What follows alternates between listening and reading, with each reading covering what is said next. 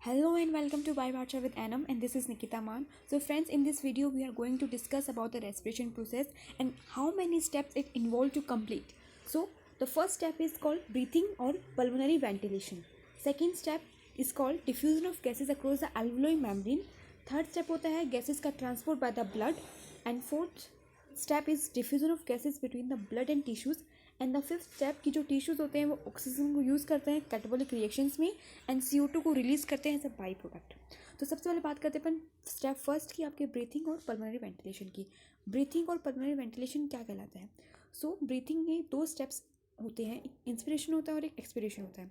Inspiration का मतलब होता है एटमॉस्फेरिक एयर को अंदर लंग्स में इनहेल करना, एंड एक्सपिरेशन का मतलब होता है एल्वियोलर एयर जो होती है उसको बाहर रिलीज आउट करना इन द एटमॉस्फेयर. अब एयर को लंग्स के अंदर और बाहर निकालने के लिए हमें क्या करना पड़ता है, एक प्रेशर ग्रेडियंट जो है वो क्रिएट करना पड़ता है.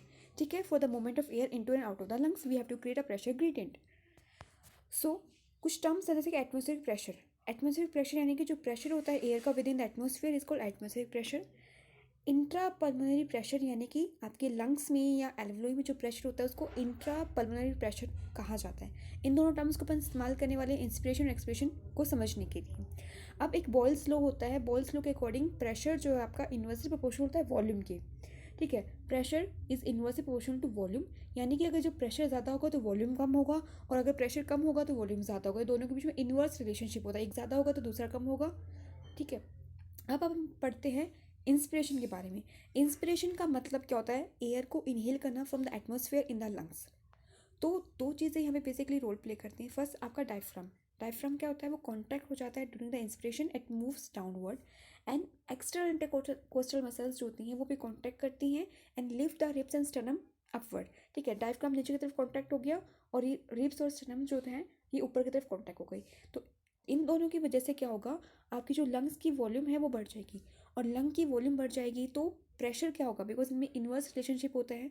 तो जो प्रेशर लंग्स के अंदर जिसको अपन इंट्रा पल्मोनरी प्रेशर बोलते हैं वो आपका क्या हो जाएगा, कम हो जाएगा then the atmospheric pressure. Atmospheric pressure क्या हो जाएगा आपका, ज़्यादा होगा, और इंट्रा पल्मोनरी प्रेशर क्या होगा, कम होगा. तो एज अ रिजल्ट आपकी एयर जो है कहाँ से कहाँ फ्लो करेगी, from high to low flow करेगी ना, तो it flow from atmosphere into the lungs. This is called inspiration. Right, समझ में आ गया. अब आगे चलते हैं, एक्सपिरेशन की बात करते हैं. एक्सपिरेशन में क्या करते हैं अपन, लंग्स से एयर को बाहर रिमूव करते हैं, और यहाँ पे भी वही डायफ्राम और एक्सटर्नल इंटरकोस्टल मसल्स जो है क्या होती है, दोनों रिलैक्स हो जाती है. तो डायफ्राम रिलैक्स होगा तो अपनी ओरिजिनल पोजीशन में चला जाएगा, ऊपर की तरफ मूव करेगा, एंड आपकी ये जो एक्सटर्नल इंटरकोस्टल मसल्स होती हैं ये रिलैक्स हो जाएंगी, और ये रिब्स को क्या करेंगी, वापस अपनी ओरिजिनल पोजीशन पे लेके आ जाएंगी. ये दोनों चीज़ें क्या रही हैं, डायफ्राम और जब आपका रिब्स और स्टर्नम अपनी ओरिजिनल पोजीशन पे आ जाते हैं दोनों ही वॉल्यूम को डिक्रीज़ कर देते हैं, और वॉल्यूम अगर डिक्रीज़ हो जाएगा तो लंग्स का जो प्रेशर है that is intra pulmonary pressure वो बढ़ जाएगा. और इस कंडीशन में इंट्रा पल्मोनरी प्रेशर ज़्यादा हो जाता है किससे, एटमॉस्फेरिक प्रेशर से. So as a result air move from higher to lower. So आपकी इंट्रा पल्मोनरी प्रेशर जो आपका लंग्स है वहाँ से आपकी एयर जो होती है एटमॉस्फेयर में मूव कर जाएगी. So this is called expiration. ठीक है, सेकेंड स्टेप्स था कि diffusion of gases across the alveolar membrane. Alveolar की मेम्ब्रेन के अक्रॉस में गैसेज कैसे डिफ्यूज करती है, तो एल्वुलर की मेम्ब्रेन बहुत थिन होती है और चारों तरफ से कवर्ड होती है कैपिलरी से, ब्लड वेसल से. अब एटमॉस्फेयर में क्या होता है, आपका PO2 जो होता है that is partial pressure of oxygen 160 mmHg होता है, एंड CO2 का जो है 0.3 mmHg होता है. एंड एल्वुलर के अंदर O2 का प्रेशर जो होता है 104 होता है, एंड CO2 का 40 होता है. So air move from higher to lower. Air जो आपकी वो हमेशा हायर टू लोअर मूव करेगी. राइट, तो एटमॉस्फेयर से एयर जो है O2 एल्वुलर के अंदर आ गया, और CO2 जो है एल्वुलर से बाहर चला गया एटमॉस्फेयर के अंदर. अब CO2, अब ये जो O2 की कंसंट्रेशन क्या हो एल्वुलर में आपकी बढ़ गई, लेकिन जो ब्लड है, ब्लड वेसल जो कि डीऑक्सीजनेटेड ब्लड को लेके आ रहा है उसमें CO2 की कंसंट्रेशन ज़्यादा होती है, O2 की कम होती है. तो एल्वुलर से O2 ब्लड में चला जाएगा, और CO2 जो है ब्लड से आपके चला जाएगा एल्वुलर के अंदर चला जाएगा. ठीक है, अब ब्लड में O2 की कंसंट्रेशन बढ़ जाएगी तो ब्लड क्या हो जाएगा, ऑक्सीजनेटेड हो जाएगा, प्योरीफाई हो जाएगा. राइट, तो इस तरीके से गैसेस का एक्सचेंज देखने को मिलता है cross the alveolar membrane. Third step होता है कि आपका ब्लड जो है गैसेस का ट्रांसपोर्ट कैसे करता है. तो ब्लड में गैसेस का ट्रांसपोर्ट कैसे किया जाता है ब्लड के द्वारा, जैसे कि बॉडी टिश्यूज़ होते हैं, बॉडी टिश्यूज़ कैटाबॉलिक रिएक्शंस के थ्रू CO2 प्रोड्यूस करते हैं. वो CO2 जो है ब्लड टेक करता है, ब्लड वेसल्स जैसे कि वेना कैवा वेना कैवा जो है ब्लड वेसल्स वो CO2 को अपटेक करती है and the blood become deoxygenated, और फिर डीऑक्सीजनेटेड ब्लड को वेना कैवा लेके जाती है हार्ट में।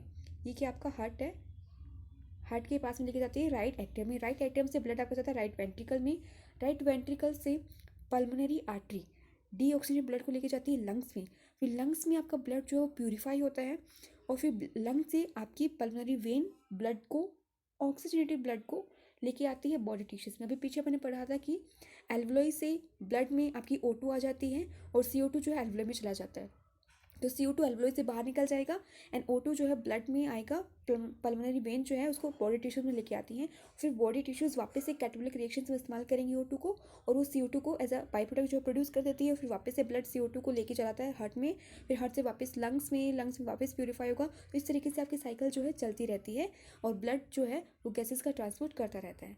सो लास्ट स्टेप आपका होता है that is diffusion of gases between blood and tissues. Blood और टिश्यूज़ में गैस का डिफ्यूजन कैसे होता है, तो देखिए ब्लड में O2 की कंसनट्रेशन ज़्यादा होती है ऑक्सीजनेटेड ब्लड में, और CO2 की कम होती है, ठीक है। वहीं बॉडी टिश्यूज़ में CO2 जो है, बिकॉज बॉडी टिश्यूज़ O2 का इस्तेमाल कर लेते हैं कैटाबोलिक रिएक्शंस में और CO2 को प्रोड्यूस करते हैं एज बाई प्रोडक्ट, तो CO2 की प्रोडक्ट कंसनट्रेशन ज़्यादा होगी, पार्शियल प्रेशर ज़्यादा होगा और O2 का कम होगा, इसलिए O2 जो है ब्लड से चला जाता है बॉडी टिश्यूज़ में और CO2 जो है बॉडी टिश्यूज़ से आपके ब्लड में चला जाता है। तो इस तरीके से आपकी टिश्यूज़ में एंड ब्लड में डिफ्यूजन देखने को मिलता है गैसेस का। So thank you so much friends, and please like and subscribe my channel. Thank you so much.